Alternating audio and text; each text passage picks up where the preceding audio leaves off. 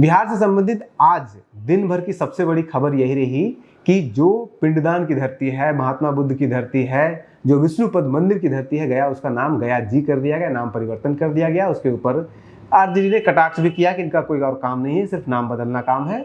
लेकिन हम उसमें राजनीति में नहीं जाएंगे। आज हम कुछ फोटोग्राफ्स आपको दिखाएंगे जो कि गया के पुराने हैं, जो पेंटिंग लिए गए हैं अंग्रेजों के ज़माने 18वीं शताब्दी से लेकर के 19वीं शताब्दी से 18वीं से लेकर आपको अभी तक के कुछ 19वीं शताब्दी के कुछ फोटोग्राफ दिखाएंगे। लेकिन उस फोटोग्राफ्स को दिखाने से पहले आपको हम एक किताब का विषय करवाते हैं। एक किताब जिसमें गया जी का नाम गया बनने से पहले क्या हुआ करता था उसका जिक्र उसमें किया हुआ है।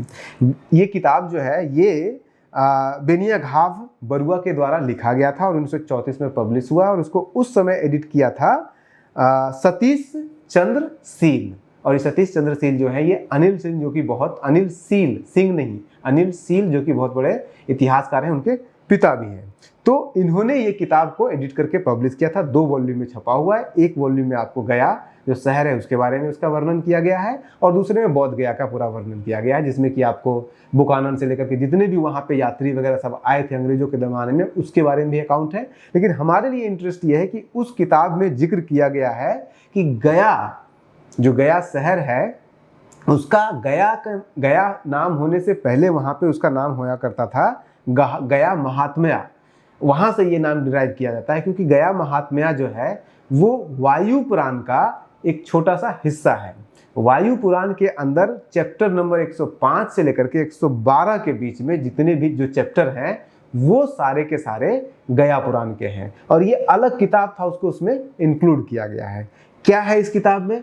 इस किताब में यही दिखाया गया है कि गया क्षेत्र जैसा एक क्षेत्र हुआ करता था जो कि मगध से भिन्न होता था। बाद में चल के मगध ने उसके ऊपर कब्जा किया।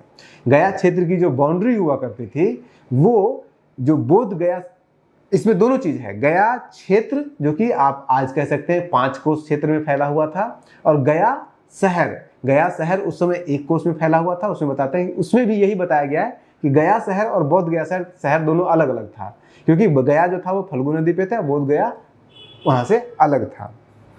तो इस किताब में आपको उसके बारे में पूरा डिटेल में बताया जाएगा कि कौन सी पहाड़ी थी, कौन सा शहर था, कौन सा नदी था, कहाँ पे, और उन्हीं सब का आपको चित्रों में भी जिक्र मिल जाएगा। हालांकि इसी किताब में गया महात्म्य का 2 और नाम भी उसमें सुझाया गया है। एक नाम उसमें रखा गया गयाख्यान और गयोपाख्यान, ये 2 अलग नाम है। इसी तरह से जो गया शहर है, देखिए गया क्षेत्र का गया महात्म्य का वो 2 नाम है। उसी तरह से गया क्षेत्र जो 1 कोस के अंदर फैला हुआ था उसका भी 2 नाम दिया गया है, एक गयासना और गया सुसा। हालांकि एक जो है वो एपिक फिक्शन भी एक लोगों के बीच में जो असुर वाली जो कहानी होती है वो भी एक बहुत पॉपुलर है गया के बारे में कि गयासुर नाम का एक जो है वो असुर हुआ करता था। तो उसको जो है वो मारने के लिए भेजा गया, विष्णु जी को ब्रह्मा जी ने भेजा कि उसको मारो तब वहाँ पे गया शहर बसाया जाएगा, विष्णुपद बसाया जाएगा, तुम्हारा एक शहर बसाया जाएगा।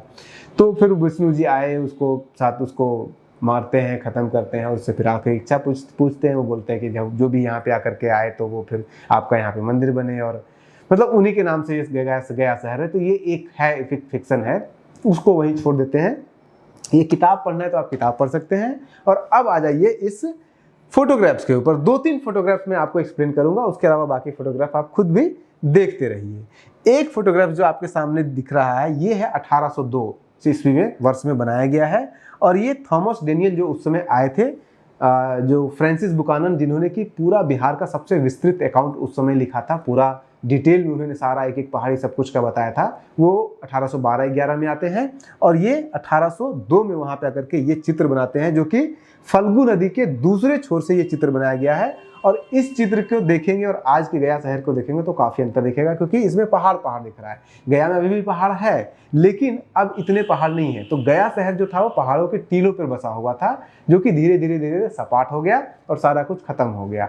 और भी बहुत सारे पहाड़ हैं जो कि धीरे धीरे खत्म हो रहे हैं समय के साथ, वो देखते अगर आप चलिएगा तो।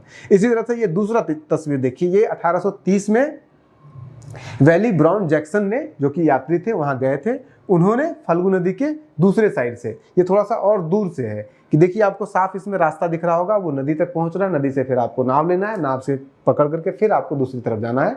और जो विष्णुपद मंदिर था उस समय वो बिल्कुल नदी के किनारे, फल्गु नदी के किनारे हुआ करता था। ये तीसरी तस्वीर जो आपको दिख रही है वो जो विष्णुपद मंदिर है, काले संगमरमर की मंदिर वो बनी थी, वो अभी भी आपको इसी रूप में दिख जाएगी। और यहाँ के जो वो होते गया महात्म्या उसको जो कहते हैं, जो यहाँ के पंडा हुआ करते थे, उसका भी नाम ऐसी होता था। इसी तरह से ये एक इंटरेस्टिंग आखिरी तस्वीर जो मैं आपको बता दे रहा हूँ वो ये तस्वीर है। गया शहर के अंदर आज कोई लाल दरवाजा किसी से पूछेगा तो नहीं होगा, लेकिन ये जो पेंटिंग 1831 में बनाया गया है एच.एम. वुडबुक के द्वारा, इस पेंटिंग के अनुसार गया शहर में भी लाल दरवाजा हुआ करता था। अब लाल दरवाजा का क्या इतिहास हो सकता है इसके बारे में उन्होंने कुछ एक्सप्लेन नहीं किया है, लेकिन ये जरूर बताया है कि लाल दरवाजा हुआ करता था। और वो लाल दरवाजा का क्या कहानी है हमें नहीं पता। इसके अलावा और भी बहुत सारे चित्र हैं जिसको कि आप स्क्रीन पर देखे भी होंगे, आगे भी देखते रहिए और आप बने रहिए न्यूज़ हंटर के साथ। नमस्कार।